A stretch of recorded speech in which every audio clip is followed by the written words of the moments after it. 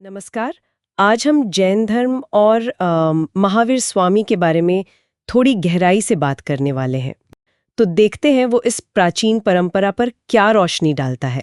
कोशिश रहेगी कि जैन धर्म की जड़ें, इसके जो गुरु हैं मतलब तीर्थंकर, और खासकर महावीर स्वामी का जीवन और उनकी शिक्षाएं, उनको समझें। बिल्कुल। और स्रोत भी यही इशारा करता है कि देखिए करीब 6ठी शताब्दी ईसा पूर्व की बात है ये। अच्छा। जब वो उत्तर वैदिक काल के बाद कर्मकांड वगैरह वो थोड़े जटिल हो गए थे, है ना। हाँ, काफी बढ़ गए थे। तो उसी माहौल में भारत में एक कह सकते हैं नई धार्मिक लहर सी आई और उसी में जैन धर्म जैसे मतलब सरल रास्ते सामने आए। और ये वो थे जो ईश्वर के अस्तित्व को आप कह सकते हैं मुख्य नहीं मानते थे या उस पर सवाल उठाते थे। हाँ, मतलब कर्मकांड से हटकर एक सीधा रास्ता। और ये परंपरा कोई नई नहीं थी, जैसा आपने कहा। स्रोत बताता है कि जैन धर्म में पूरे 24 तीर्थंकर हुए हैं। 24 जी। पहले थे ऋषभदेव, और दिलचस्प बात यह है कि उनका जिक्र तो ऋग्वेद तक में है। हाँ, ये सच में बहुत पुरानी बात है ऋषभदेव का। और जो 22वें तीर्थंकर थे अरिष्टनेमी, उन दोनों का जिक्र मिलता है। अच्छा, दोनों का। हाँ, पर अगर हम ऐतिहासिक नजरिए से देखें तो 23वें तीर्थंकर पार्श्वनाथ वो काफी अहम माने जाते हैं। पार्श्वनाथ जी, काशी के राजा अश्वसेन के पुत्र थे वो, और उन्हें ज्ञान मिला था संवेद पर्वत पर। उन्होंने 4 मुख्य सिद्धांत दिए थे। हाँ, वो 4 वाले। सत्य मतलब सच बोलना, अहिंसा हिंसा ना करना, अस्तेय चोरी ना करना, और अपरिग्रह यानी धन वगैरह जमा ना करना। सही, सत्य, अहिंसा, अस्तेय, अपरिग्रह।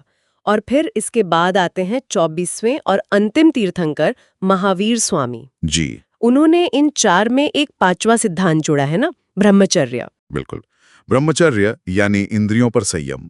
और इन 5 को मिलाकर फिर कहा गया पंच महाव्रत। पंच महाव्रत।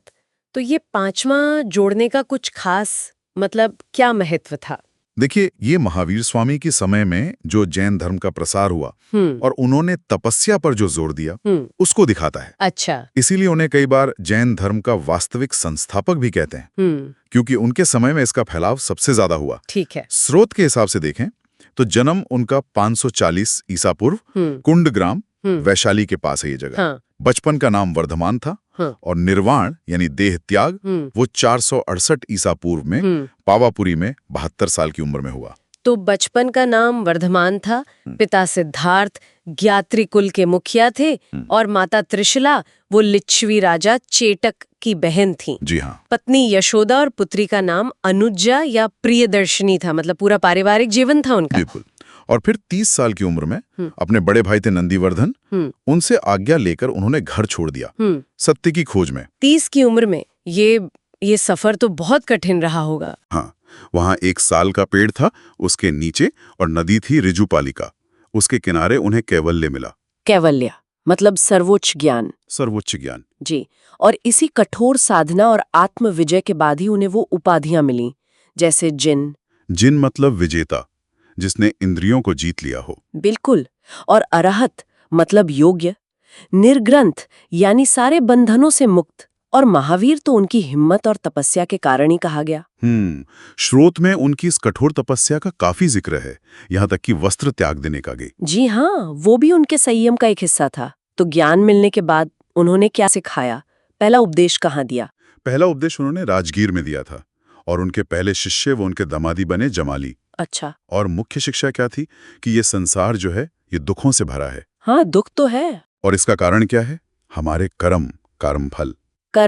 तो इन दुखों से छुटकारा पाने के लिए उन्होंने त्रिरत्न का रास्ता बताया। 3 रत्न।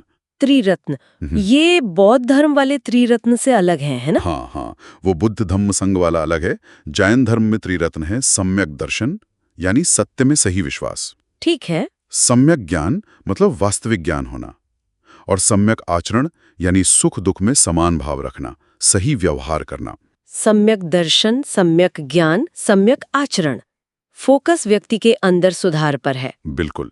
और साथ में वो 5 महाव्रतों के पालन पर जोर, सत्य, अहिंसा, अस्तेय, अपरिग्रह और ब्रह्मचर्य। और इनमें भी अहिंसा पर तो बहुत ज्यादा जोर है।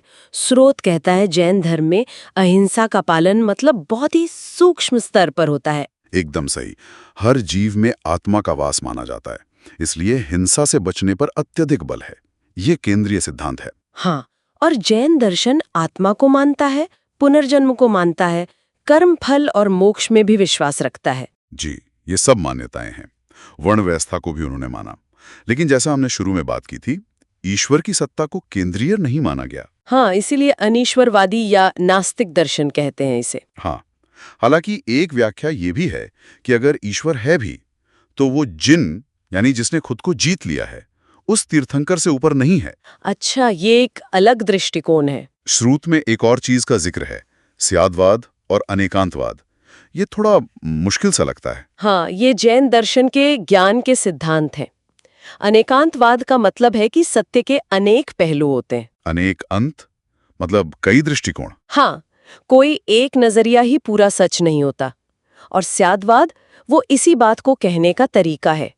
स्यात मतलब शायद या एक दृष्टि से। अच्छा, मतलब किसी भी बात को पूरी तरह हाँ या ना में नहीं कह सकते। बिल्कुल, ये विचारों में जो कट्टरता होती है उससे बचने का रास्ता है कि हर चीज को अलग अलग दृष्टिकोण से देखा जा सकता है।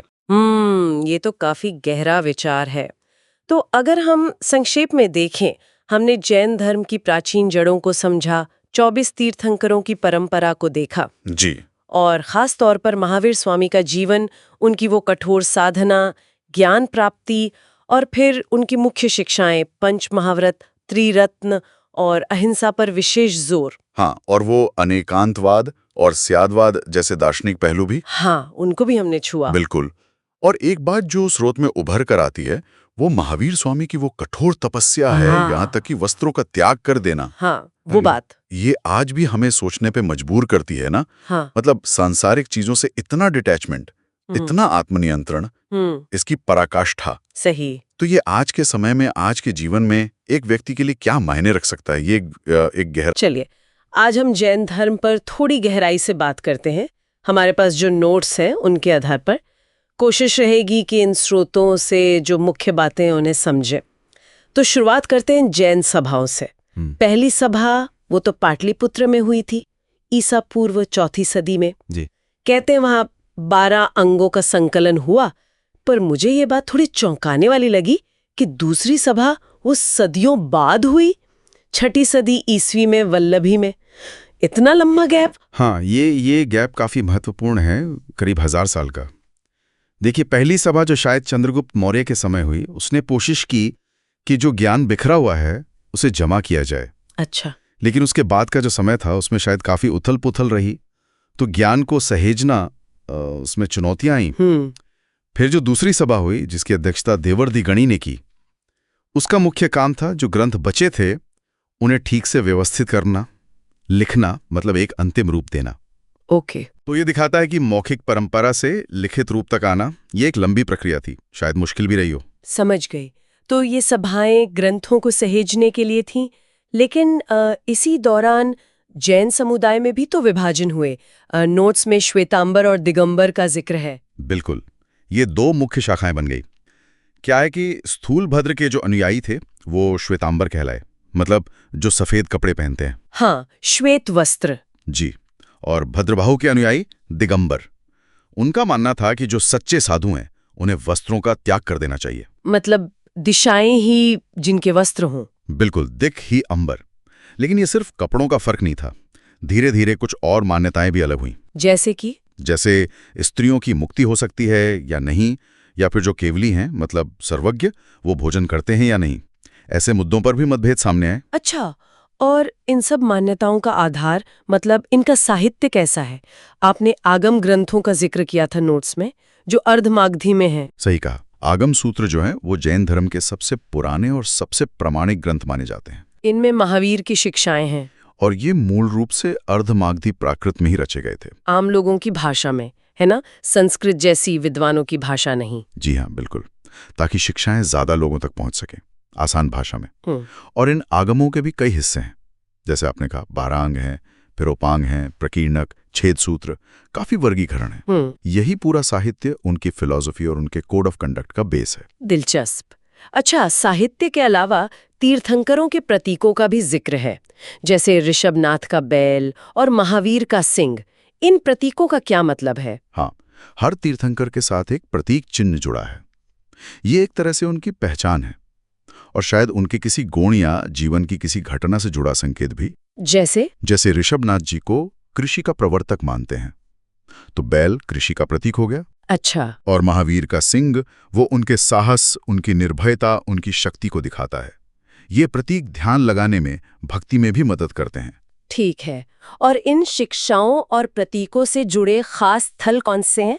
नोट्स में मथुरा, खजुराहो, माउंट आबू और श्रवण बेलगोला के नाम हैं। जी, ये सभी जगहें जैन इतिहास और कला के लिहाज से बहुत महत्वपूर्ण हैं। मथुरा वो कुषाण काल में जैन धर्म का एक बड़ा सेंटर था। खजुराहो में हिंदू मंदिरों के साथ साथ बहुत सुंदर जैन मंदिर भी हैं। हाँ, वो तो है। और माउंट आबू के दिलवाड़ा मंदिर, वो तो संगमरमर की नक्काशी के लिए दुनिया भर में फेमस है। और श्रवण बेलगोला, वो कर्नाटक में है ना? हाँ, श्रवण बेलगोला कर्नाटक में, वो तो बहुत ही खास है। वहाँ भगवान बाहुबली, जिन्हें गोमतेश्वर भी कहते हैं, उनकी बहुत ऊंची एक ही पत्थर से बनी मूर्ति है। हाँ, वहीं पे वह महामस्तकाभिषेक होता है ना? नोट्स में इसका जिक्र था। ये क्या है? जी, महामस्तकाभिषेक एक बहुत बड़ा अभिषेक समारोह है। ये हर 12 साल में एक बार होता है। हजारों लोग आते हैं और गोमतेश्वर बाहुबली की वो जो 57 फीट ऊंची प्रतिमा है, उसका अभिषेक करते हैं दूध, केसर, घी, चंदन और भी कई पवित्र चीजों से। वाह! ये एक तरह से त्याग और शांति का उत्सव है। और जैसा आपने पहले इशारा किया था, इसी से जुड़ा वो स्त्रियों की मुक्ति वाला सवाल भी है, जिस पर दोनों शाखाओं में अलग अलग विचार रहे हैं। ये उस समय की सोच को भी दिखाता है। बिल्कुल। तो अगर हम इन सब चीजों को एक साथ देखें, सभाएं, शाखाएं, साहित्य, प्रतीक, ये स्थल, तो इन स्रोतों से क्या सार निकलता है? मतलब निचोड़ क्या है? देखिए, सार यही है कि जैन धर्म एक बहुत ही व्यवस्थित, मतलब सिस्टमैटिक और गहरी फिलोसॉफिकल जड़ों वाली परंपरा है। इसमें इतिहास भी है, सिद्धांत भी हैं, ज्ञान को सहेजने पर बहुत जोर रहा है, जैसे सभाओं और आगम साहित्य से पता चलता है। हाँ। सिद्धांतों को स्पष्ट किया गया है, जैसे शाखाओं के बनने से या प्रतीकों के जरिए, और फिर अपनी आस्था को कला में, मंदिरों में व्यक्त किया गया है। सही। तो ये सारी जानकारी मिलकर एक बहुत जीवंत और लगातार विकसित होती हुई परंपरा की तस्वीर बनाती है। बहुत खूब। और आखिर में एक सवाल शायद छोड़ा जा सकता है सोचने के लिए कि ज्ञान और परंपरा को सदियों तक इतने अच्छे ढंग से सहेजने के जो ये पुराने तरीके थे, उनसे आज की इस डिजिटल दुनिया में हम क्या सीख सकते हैं? दिलचस्प सवाल है। या फिर ये सोचना कि मुक्ति जैसे इतने गहरे विषय पर अलग अलग मत होना, ये उस समय की बौद्धिक सोच की जीवंतता के बारे में क्या बताता है?